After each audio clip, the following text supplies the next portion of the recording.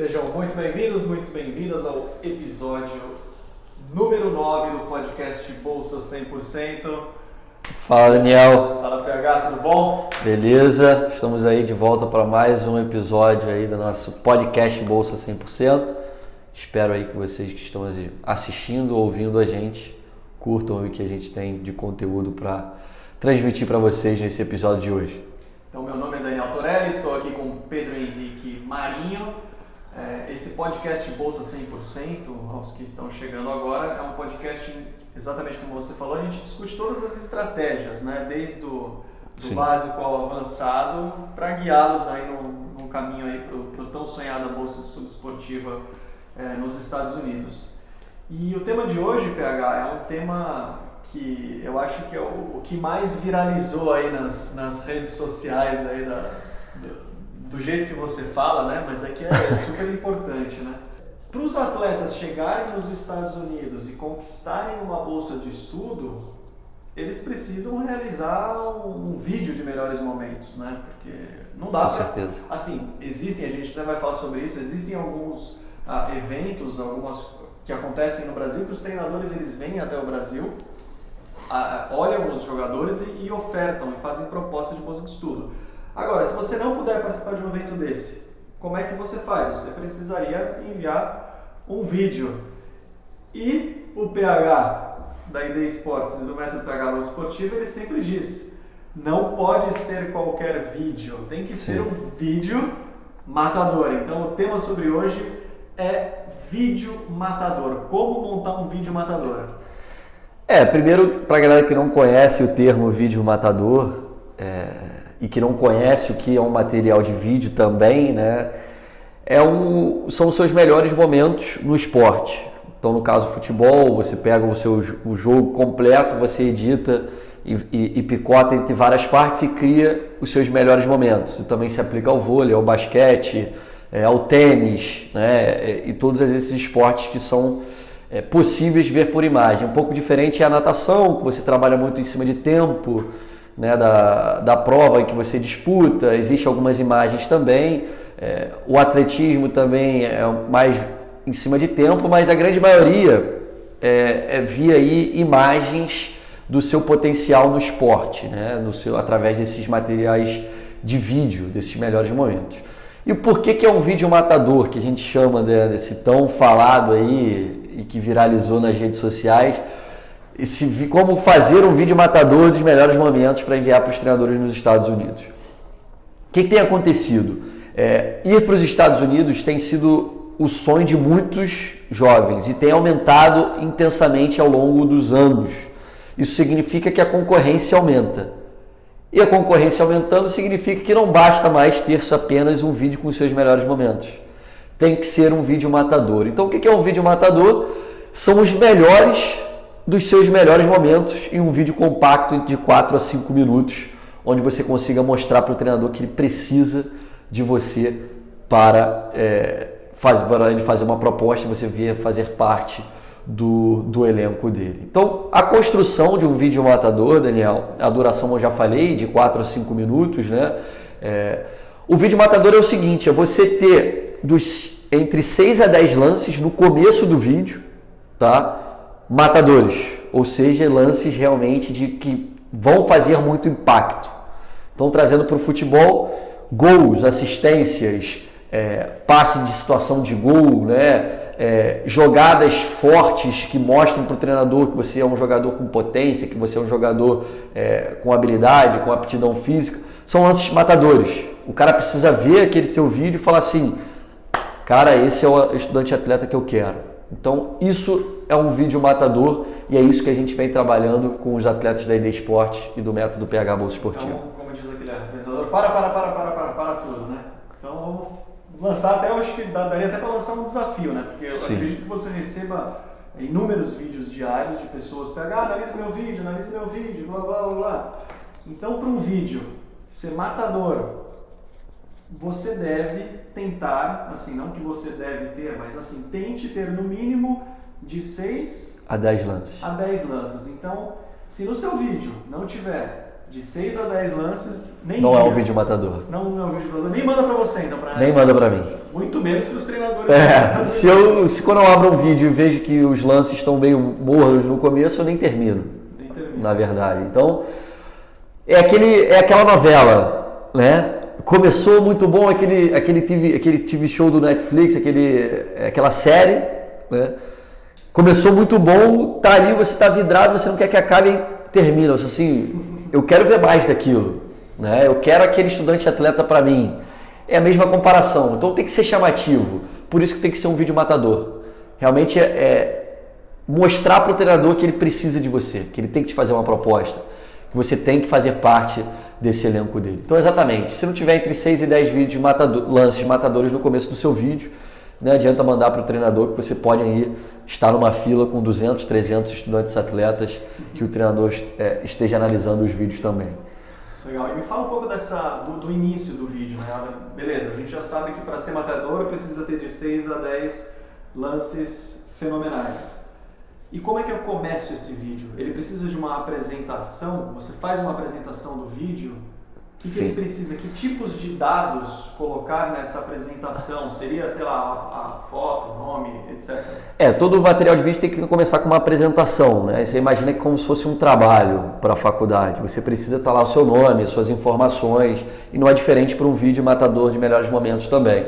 Então você seleciona uma foto, geralmente vem com o seu nome, data de nascimento, posição, geralmente tem que ter mais de uma, tá? Você precisa colocar mais de uma função, então, por exemplo, meio atacante ponta, centroavante ponta, zagueiro lateral, volante meia, né? O seu pé dominante é importante o treinador saber, tá? E peso e altura nas medidas que eles usam aí de pounds e de feet também, com os pés ao invés de centímetros. Então, essas são as informações básicas. Se você quiser adicionar a sua nota do TOEFL e SAT, também vale desde que você tenha notas interessantes aí, vamos dizer, acima de 70 no TOEFL e acima de 1.100, 1.200 no SAT. De repente vale a pena você colocar nessa capa de informações também. É isso que eu ia perguntar para você. Essas informações, elas já precisam vir em inglês. Então o nome, coloca lá name, o país, posição, e aí se atentar então a escrever corretamente a posição. Exatamente. Aí o peso, os americanos eles gostam de ser diferente do mundo inteiro, né? Contrariando o mundo inteiro. Então você aconselha que realmente... faça a conversão, é bem simples, vá no Google lá, centímetro para feet, né? Quilos para pounds, você já faz a conversão, já entrega isso tudo mastigado para o treinador. Para realmente ele não se dar o trabalho de ter que fazer a conversão, que de repente o cara quer um atleta um pouco mais baixo, mais velocista, um pouco mais alto, um pouco mais lento, mas melhor na bola aérea. Então tem que ter essas informações já na apresentação para você não ter, de repente o treinador descarte você por ter que se dar o trabalho de fazer essa conversão e muitas das vezes a grande maioria dos outros estudantes atletas já mandam tudo mastigado para o treinador para ele saber realmente se precisa ou não desse estudante atleta. E parece brincadeira, mas eles assim, a gente tem uma noção, né? A gente tenta pensar, a gente sabe, quilômetros para milhas, mas o americano parece que, né? É muito longe essa conversão para ele, então vocês têm que ajudar realmente, todas as informações têm que vir em inglês nesse material de vídeo, tá? Não adianta você botar em português. E uma outra questão também, Daniel, que muitos estudantes atletas cometem o erro, é com relação à música, né? Eles botam a música no material de vídeo e às vezes a música em inglês falando palavrões. Tá? E isso aí é muito perigoso, tem muitas faculdades, por exemplo, cristãs, tem muito treinador cristão, que abraça uma religião e não é permitido, e o cara bota um funk pesado com apologia às drogas que nem sabe. Né? Então muito cuidado com essa parte de música. A minha recomendação para música é somente de batida, né? Aquela de ritmo e não com letras, porque você nunca sabe o que o cara está falando. Tá? Então, priorize a música, uma batida que dê uma emoção ainda maior ao seu vídeo matador, mas que não comprometa, né? Caso veja um rap, alguma letra de música que não abrace o espírito, né? E a bandeira e a religião que essa escola tem, que essa instituição de ensino tem nos Estados Unidos. E o máximo do vídeo, você já deu uma palhinha que você já falou, até mais ou menos 5 ou 6 minutos. Seria isso mesmo? E onde que eu colocaria assim, as minhas melhores jogadas, as minhas melhores jogadas matadoras? Logo no início do vídeo? E além disso, o que seriam? Porque você falou, você precisa ter um vídeo matador com lances matadores.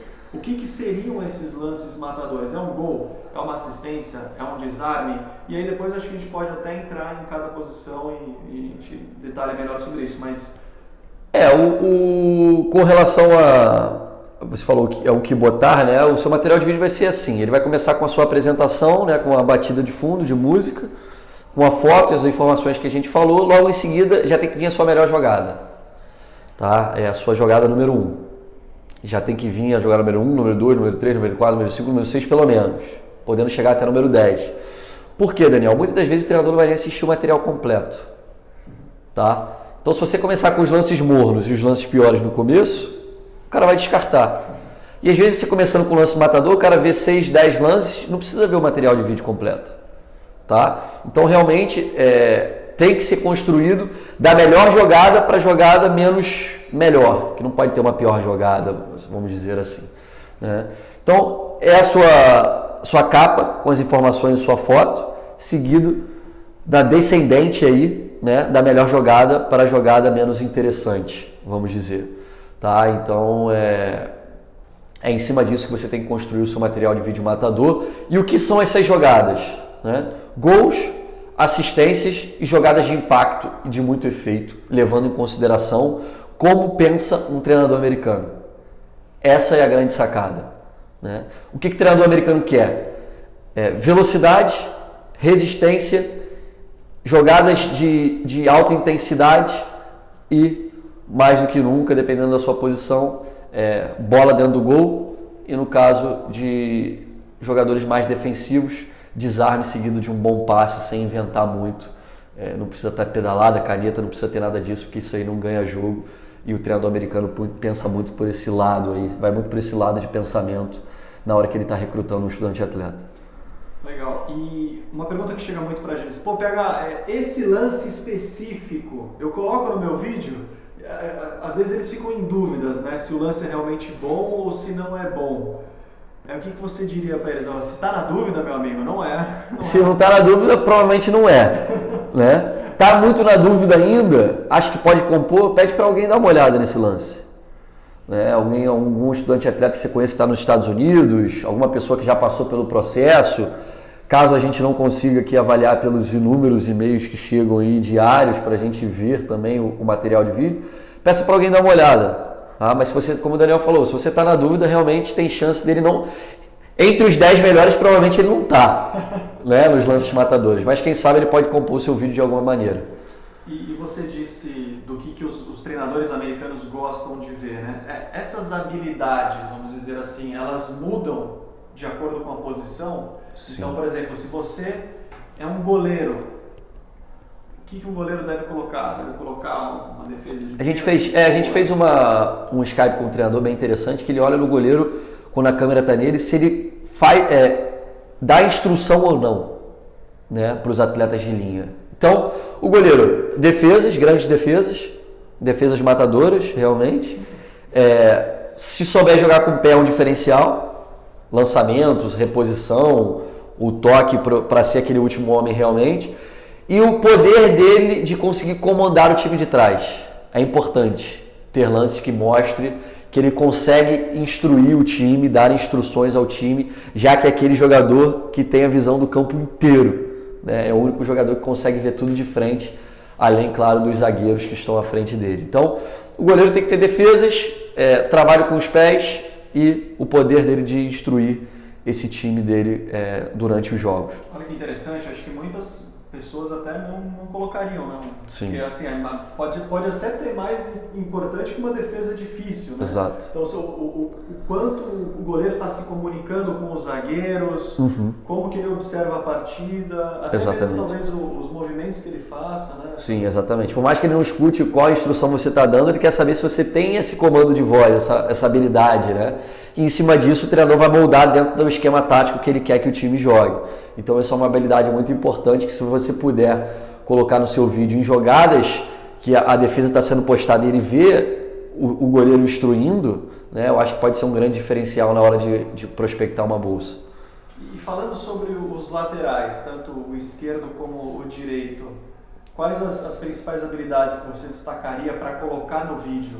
Assim, além de... O lateral, ele nos Estados Unidos, ele é um zagueiro pelos lados, né? Ele precisa realmente ter um poder de desarme muito bom, ele precisa ser muito bom na bola aérea e ele precisa ter a volúpia, né? Esse termo antigo que é usado, de conseguir fazer mais do que o box-to-box, de fazer cobrir uma linha de fundo a outra.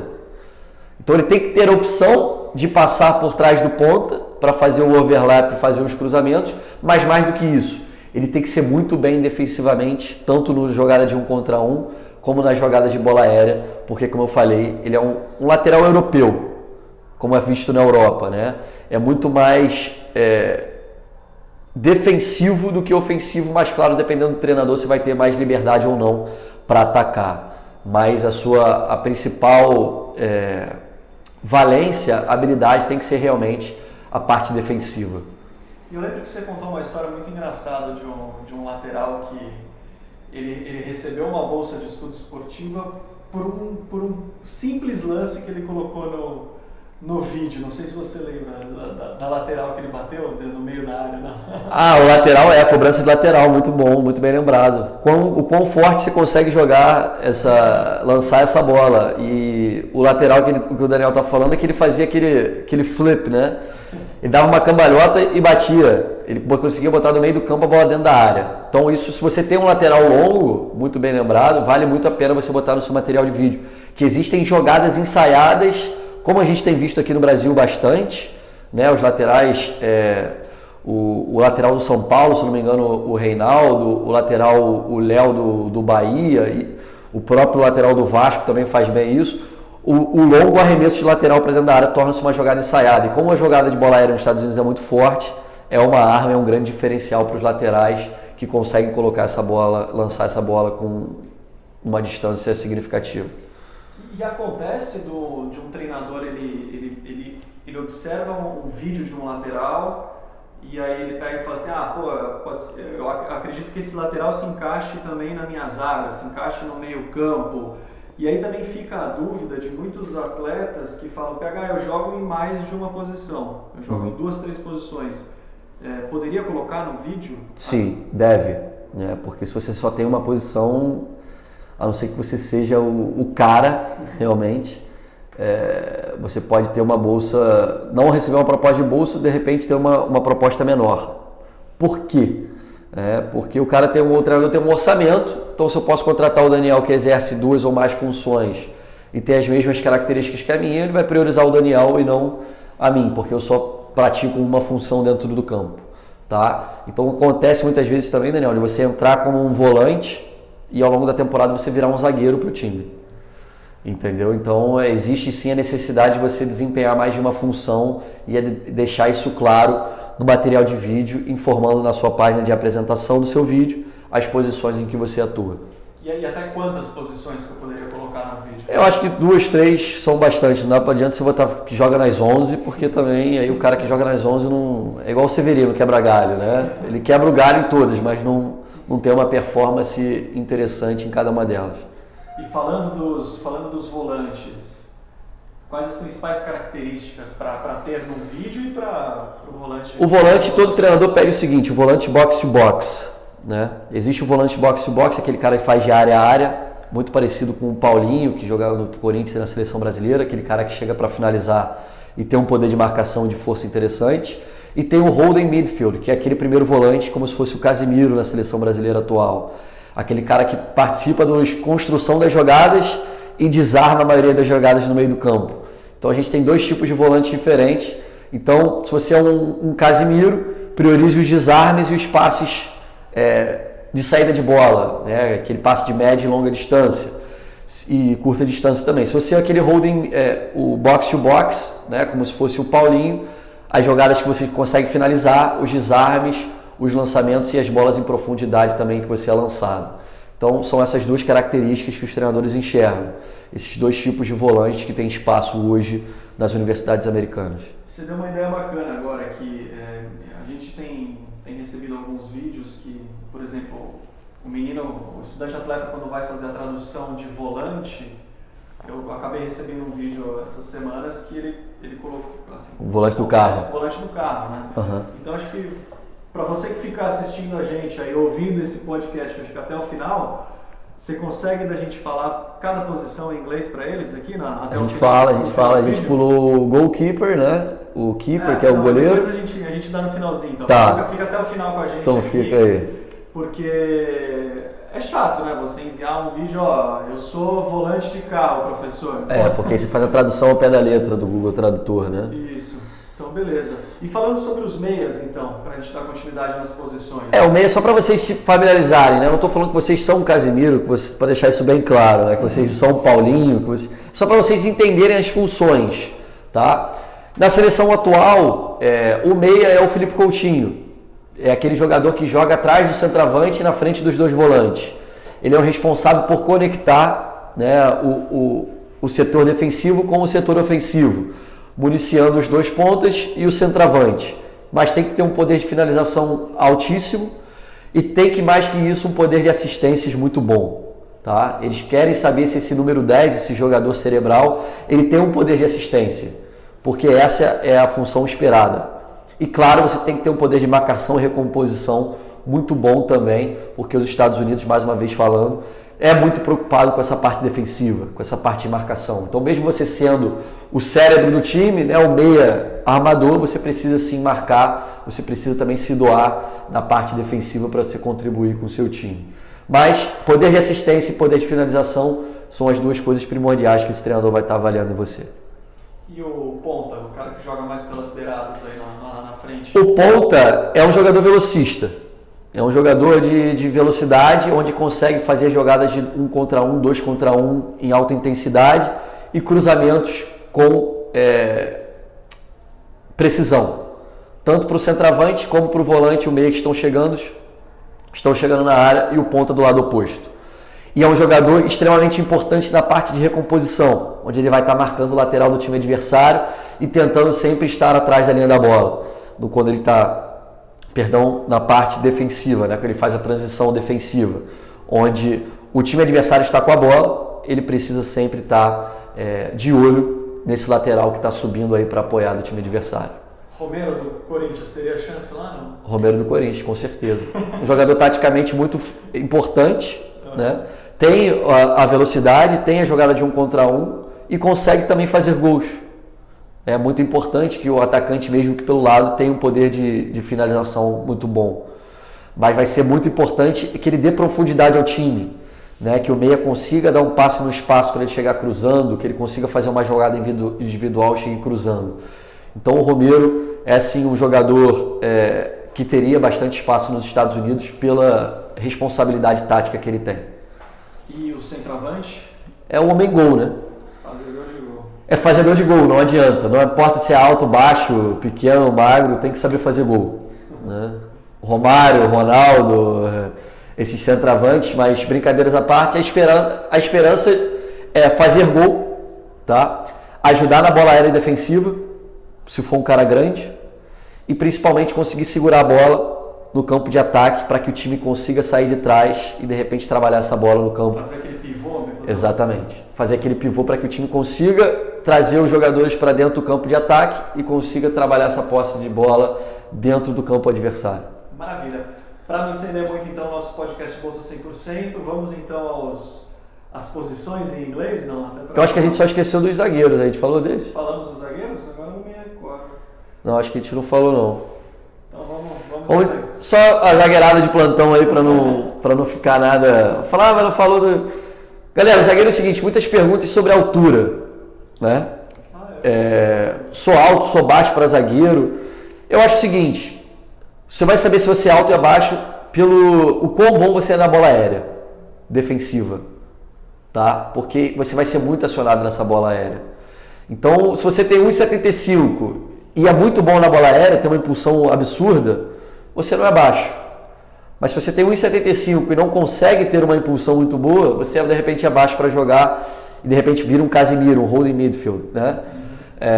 Então, o que é esperado do zagueiro? Bola aérea defensiva, jogada de 1 contra 1, né? Bom, de desarme, passes longos para os pontas e para os atacantes, que existe muito essa jogada direta, ligação direta, e principalmente, se você não faz muita falta, se você não ocasiona muita situação de risco para o seu time, beleza? E o poder de comando também é muito interessante, como a gente falou do próprio goleiro, né? Como é que eu consigo dar instruções para esse meu time, eu sou proativo dentro de campo ou não, isso aí também vai ser observado pelos treinadores das universidades. Quando eu falo de zagueiros baixos, eu lembro do Gamarra.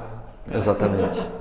Eu acho que não existe altura, existe realmente se você consegue fazer o papel que o treinador quer ou não, né? Então, isso aí, essa questão de altura é você, sou bom na bola aérea ou não? Se eu não for bom na bola aérea, talvez eu tenha que avançar um pouquinho, né? Ou cair um pouco para o lado, para as laterais, que eu vou ser menos acionado nessa habilidade. E acho que talvez você tenha até falado no início do nosso podcast, mas para goleiros também seria mais ou menos isso, com relação à altura? Seria exatamente isso. Eu trabalhei com 2 goleiros na minha faculdade que tinham menos de 1,70 e conseguiam, com uma certa impulsão, minimizar isso, né? Então, até que ponto eu sou um goleiro baixo, mas sou muito bom? Despertou o interesse, né? Lembrando, galera, a gente não está falando de futebol profissional aqui. A gente está falando do futebol universitário. Você não precisa ser um super craque, como a gente fala. Basta você querer ser comprometido e realmente montar um material de vídeo matador para que os treinadores despertem interesse em você. Show. Vamos para as posições, então? Vamos embora. Vamos lá, hein? Quero ver se está afiado esse trem aí. Eu já não lembro de um monte aqui, viu? Goleiro. Goleiro é o keeper, né? O goalkeeper é o que eles falam. Até quando o goleiro está saindo na bola aérea, ele fala keep, de goalkeeper, né? Que é tipo eu, né?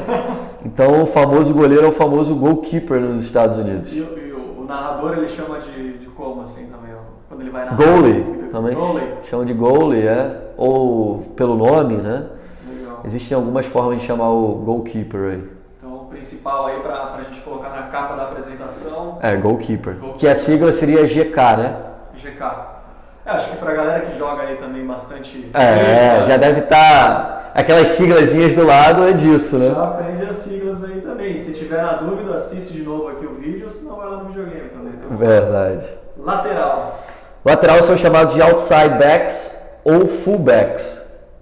Outside backs ou fullbacks. Exatamente. Aí pode ser right back, left back, né? Pode ser fullback, outside back, mas aí se você quiser falar lateral direito é right back e aí lateral esquerdo, left back. Zagueiros. Center back. Center back. É o CB, é o CB a sigla. Volante, que não é de carro. É o holding midfielder. Holding. É o holding midfielder. E aí você tem o holding e você tem o number 6, que eles chamam, que é o box to box, que é o Paulinho. É uma coisa que me causa certa estranheza, que eles chamam o volante número 6, e pra gente o lateral esquerdo é o número 6. Né? E quando o treinador a primeira vez me pediu um número 6, ele falou assim mesmo, preciso de um número 6. Eu falei, um left back? Ele falou, não, um box to box. E aí causou certa estranheza, então para vocês aí que estão, é uma curiosidade interessante também de saber. Ponta. Os pontas são wingers. São as asas, né? Como se fossem as asas do time. E aí, são os pontas. Seria tanto right winger, right wing, left wing. Centroavante. Striker. Or center forward. Boa. E você falou da numeração, só pra gente encerrar, como é que é a numeração lá? É parecida com a nossa? Por exemplo, a gente vê na Europa também que eles mudam, pô, a lateral esquerda usa a camisa número 3, que aqui é o nosso zagueiro. Muda muito. Na verdade, como é que funciona a numeração? Até uma curiosidade. Quem tem preferência em escolher o número são os seniors, né, os veteranos do último ano. Tá? Depois são os juniors, que é o terceiro ano de faculdade. Depois vem o sophomore, que é o segundo ano. E o que sobrar ficam para os calouros, que são os freshmen.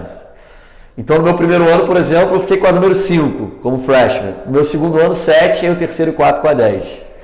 Porque eu tinha o poder de escolha. Então, não é o quão bom você é, e sim a questão de hierarquia. que existe com relação a essa parte de numeração. Isso tudo você jogando sempre na mesma posição? Sim. No meio campo? Exatamente. Tinha atacantes com a número 3, com a número 2, era o número que ele escolhia, entendeu? Baseado naquilo que ele entendia que era o número ideal para ele, que ele gostava mais.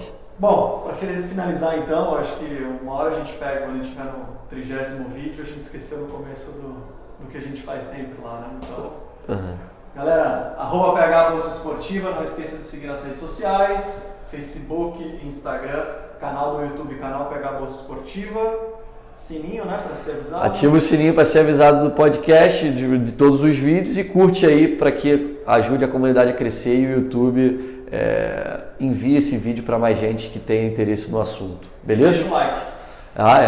Like em tudo. Valeu? Esse foi o episódio número 9 do podcast PH Bolsa Esportiva, que tá já no Spotify, então deixa de escutar um pouco da sua playlist aí, escuta o podcast que vai valer muito a pena. Valeu!